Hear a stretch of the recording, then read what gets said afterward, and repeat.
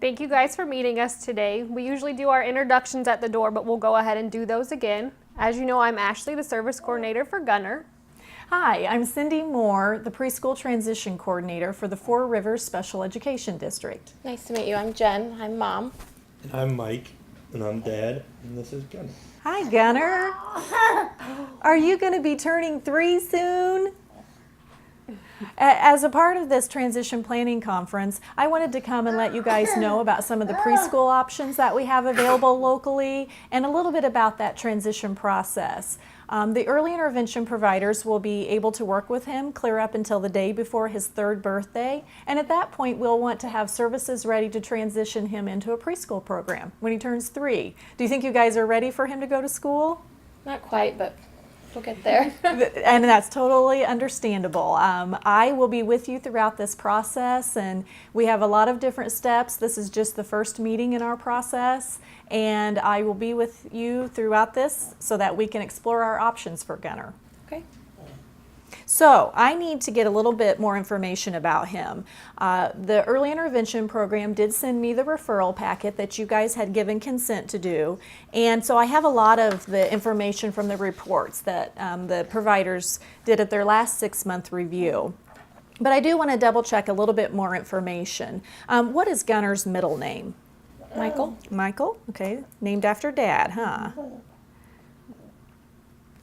And is he still working with the developmental, speech, physical, and feeding therapists? Yes. Okay. And I have down his pediatrician's name, and I noted that he sees several specialists. Could you tell me who he's currently seeing? Misty Phillips and Dr. Ginger Darling, the St. John's NICU. Okay. And then how about anybody for his eyes or his ears? Dr. Craw for his eyes. Okay. And edema for his ears. Okay. And how about a cardiologist? What's his name? Okay, that's fine. Is it at Springfield Clinic? Yeah. Sure, that's no problem. He's been discharged. Oh, So but that's he wonderful. Has in the past. Okay, so when I found those health records in the early intervention reports, it did say that he has a diagnosis. Could you tell me a little bit about that? Rubenstein-Tabby syndrome. It's broad thumb, short stature. So he will be shorter than the average child. Okay. And his thumbs are broad. And that's really it for now. Okay, thank you. How do you describe his health overall? Is he a pretty healthy little Very guy? healthy. Or does he get sick a lot? He gets the average cold. Okay. And what about hearing and vision? Do you have any concerns with those areas? Not yet. Okay. He's doing pretty good. Has that been checked? Yes, quite a few times. And what about any allergies? If he goes to a preschool program, is there anything that we need to be aware of that he's allergic to? No, Good. And I saw that he takes a couple of medications. Will he be taking those during school hours, or No, does he just just at take bedtime. those at home? Okay, at bedtime. yeah. The early intervention program sent me your referral packet, and it had a lot of good information about Gunner in it. So I learned a lot about him before I even came to your home. But I did want to get a little update from you guys. What are the things that you're working on now with him? What is he able to do? He recently started to crawl. He's starting to pull up on tables, chairs, activity centers. He's making a lot more noises and sounds. And that's where we're at right now. Does he say any true words or use any signs? He signs a little bit, Mickey Mouse, more, or hungry. Mike, how does he let you know if he wants something? He has many different like grunts or just kind of reactions, like as you can see here. He'll let you know. If you think he's hungry, he's kind of getting fussy. If you show him his bottle, it will be a all-out laugh. You know that's what he wants. Okay, good to So know. he's very verbal when he knows what he wants. And unfortunately, his providers were on vacation this week, but they did give me a little bit of progress of what he's been doing, and you kind of touched on that. The developmental therapist also stated that he's making some babbling noise and has great eye contact. And and the physical therapist said he's able to crawl to get to where he wants to go. Feeding therapy kind of touched on all of that as well. So. Okay, so let me clarify just a little bit. When the feeding therapist said that he has a G-tube and that he's taking the majority of his nutrients through that, Yes. does he take any table foods or fluids by mouth? If we thicken his formula with rice cereal, that's most of the feedings. Okay. He'll do pudding, yogurt bites. Okay. That's about it right now. Do you anticipate him eating while he's at school like a tube feeding, or does he mostly snack during school hours if it were, let's say, a half-day program? He would have to have at least one feeding during that time. Okay, and then a full-day program, he would need certainly more than that? Yeah. Okay, and we'll explore that a little bit more as we get through this process. Another thing I wanted to ask about is I see he has a sister. How does he get along with her? They are best buds. Oh, I bet. Not sure I what don't they would do without each other. I don't think Gunnar would not be best buds with anyone. He seems very social. Does he have much opportunity to be around other kids his age? Yes, I do a mom's group. Okay. And he interacts pretty well with all of them. Good. So he seems to enjoy being around the kids Yes, and he'll loves it. interact with them and try to do what they do. Yes. Okay, good. You guys also attended a music group Yes. through early intervention as well, and he enjoyed the He loves music music. and smiled and laughed. And his favorite is swimming. Okay. Yes, he does love to I swim. love being in the pool. Unfortunately, our local school district doesn't have a swimming pool, but maybe we need to work on that. And I see that he's crawling the majority of the time, pulling up to stand. You said that. And that you didn't have any vision or hearing concerns. The records are really just very informative, so I got most of my information from there. So I guess then now I just want to talk to you a little bit about that transition process. As we get closer to his 3rd birthday, probably 2 or 3 months away from that time, we'll set up a meeting at my office, and that first meeting is called a domain. Very much like the IFSP reviews that you've been a part of, we will talk about all areas of development and talk about how Gunnar does for you at home and how he does for the early intervention providers. At that time, we will also look at those early intervention reports and decide whether or not we need to gather any additional information on him. We recognize the fact that the early intervention providers and you as parents know him best, and you will have the majority of the information that we need. If they want to meet Gunnar just to learn more about him, we may set up another time to do what we would call an evaluation process. We're not going to sit down at a table and test him. We'll just do some play activities to get to know him a little bit better. That appointment would also take place at my office, and we will do that but after the domain meeting, but before our 3rd meeting, which is called the eligibility and IEP meeting. IEP stands for Individualized Education Program, very similar to that IFSP that you've written in the early intervention program. This is the one that we use at the school district starting with age 3, clear up through the time a child graduates from high school. The domain meeting is the initial step with the school district. At that point, we would ask for your written consent to the evaluation process, and you can decline that evaluation and you can revoke that at any time. We anticipate having everything done before his 3rd birthday, so that there's no gap in services between the early intervention services he's receiving and those through the local school district. At that IEP meeting, we would talk about different goals you would like to see him work on. In early intervention, you review every 6 months. At the school district, we would review that yearly. But I do want to let you know that you can call that IEP team together at any point. He may start in that school system and just blossom and need to update his goals sooner, or we need to maybe look at decreasing services or increasing services. We can do whatever it is he needs. It's a very fluid process. Okay. And I realize Gunner's getting a little antsy with me talking so much, but if we need to take a break, just let me know. Okay. One thing I have for you is a large packet of information, and I believe your service coordinator gave that to you already, but I want to take the time to go ahead and review a little bit more with you in case you have some questions. This book, When I'm 3, Where Will I Be?, was written by parents who have been through that process of transition in conjunction with others who work in the field of early intervention in the school district. And it really walks you through many of the questions you have at this time.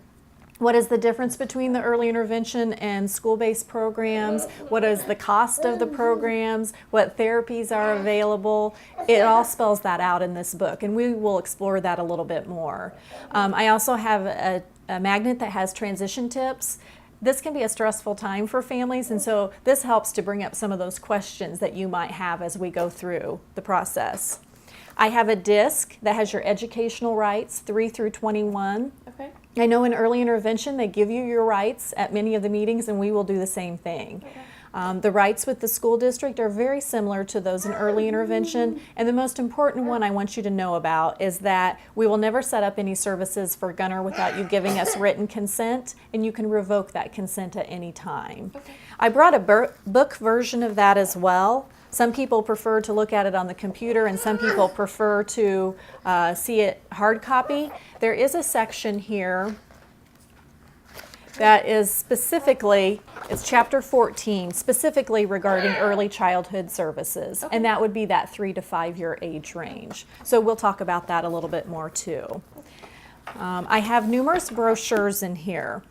When we are at the IEP meeting, we will write goals for Gunner and talk about what services he needs to meet those goals. Will he need to continue with speech therapy or physical therapy, whatever his needs might be. But then we will also talk about different educational environments where he might be able to go to a preschool program and receive those services. So I have a brochure here that kind of describes the different programs. The first one would be a private preschool or childcare setting where he might normally be during the day. This is oftentimes a community-based program. It would not be through the school district. Most of those programs charge a fee or a tuition, and some of them provide transportation. It would be according to the needs on his IEP. Okay. The next program option would be Head Start, and I have a brochure of our local Head Start program. It is for children ages 3 to 5, and it is based on a family's income. I have no idea what your income is, but if you would at all qualify for WIC or a medical card, you would automatically qualify for their services. But even if you're over income, they save 10% of their caseload for children with special needs. Okay. So that is a broad category of children who can attend that Head Start program. In our community, they have full-day Head Start, and they do provide transportation. And another option we have is Preschool for All. That grant is administered through our local school district. A lot of parents know that formally as pre-K. Your daughter may have even attended that program. This community-based program is a setting where they just work on academic readiness skills for children. They would be ages 3 to 5, and there's normally 15 to 20 children in that classroom with the teacher and the aide, very similar to the Head Start setting. In the Preschool for All blended program, that teacher would have certification in not only early childhood, but special education. So we would have children with IEPs and without IEPs in that classroom. When we talk about our special education services, we offer many of the same services that you're receiving currently in early intervention: physical therapy, speech therapy, occupational therapy, other therapies like that. We also use an early childhood itinerant model. We don't have a developmental therapist at the school district, but we have a special education teacher that could work with Gunner one-on-one, either in the classroom or pull him out, or do some small group work in the classroom as well. Okay. So those are some of those special education services that we'll be looking at for him when we talk about his IEP goals. I forgot to give you that brochure that also talks about our pre-K program. And this brochure talks more about those itinerant services. So you can review those at your leisure, and I will check back with you to see if you have any questions. Also at the IEP meeting, we will talk about the categories of eligibility. In early intervention, oftentimes children are found eligible based upon their medical diagnosis or the general category of developmental delay. We also can use developmental delay at the school district, but at reviewing this, you may find something else that you also think might fit Gunner's needs. We have other health impairment. We have orthopedic impairment. He, of course, does not have deafness or a vision impairment. We would not be looking at those categories, but that gives you some idea of the background there. I also have a flyer here that talks about some of the requirements he will need when he goes to school. For example, the copy of the certified birth certificate. We need a copy that is from the courthouse that has the raised seal on it. Okay. It can't be that hospital copy, the cute one with their little footprints Right. on it. We need an official copy. Okay. And then we would just photocopy that to have in our file so you could keep the original. Okay. He will need a current physical exam, which a lot of times happens around that third birthday. It may even happen shortly after his third birthday, and that's fine. Okay. We will just need a copy of that. Proof of his immunizations, and then I will get scripts for him. When he begins in the school system, if he receives any therapies, we would get a script from his physician stating that it was a requirement that he needed that. Okay. And so I will coordinate getting those for him when he begins with services. And I have one last brochure here that talks about inclusion services. We really want children to be in the most natural environment or least restrictive environment with their peers.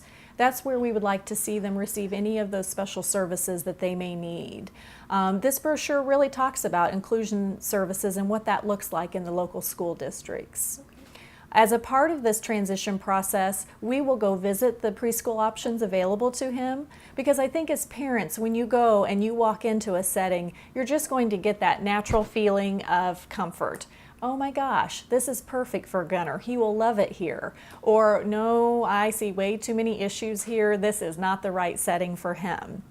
Because when we're at that IEP meeting, I want you as parents to be able to sit and make an educated decision and be a part of that, to know what it is we're talking about. We use many labels at our meetings, we use many terms in the field, and we want you to understand those, to be a part of that process.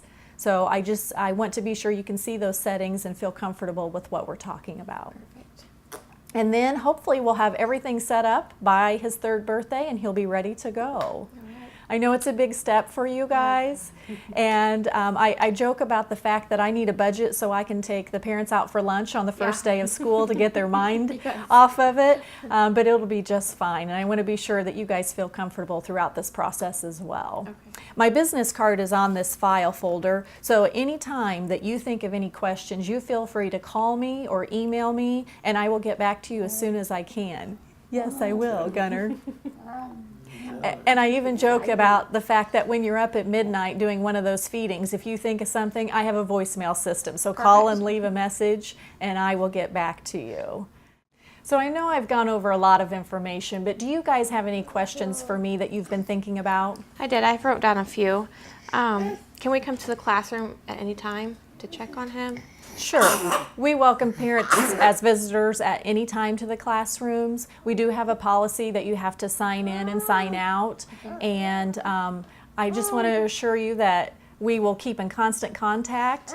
We send notes home every day in their backpacks, so you'll know what they worked on, what maybe he ate that day, if he was a little bit fussy, and we appreciate knowing that information back. If he's had a really bad night, we'd like for you guys to send us a note saying, oh, he was up in the middle of the night, I'm not sure if he's feeling well or not, just so we kind of have a heads up as well. Perfect. All right. And you had mentioned about the therapies and the different stuff, you know, with the teachers. Would he deal with the same therapist all the time, or would it be, is there numerous ones where he rotate for different ones? I mean, as you can see, he's very friendly. He doesn't care about, you know, there is no strangers. He loves to play with anybody. But would it be the same therapist working with him one-on-one? Sure. Yes, it will be the same therapist assigned to him throughout the entire school year, unless, of course, we have an employee leave, but it would be the same person.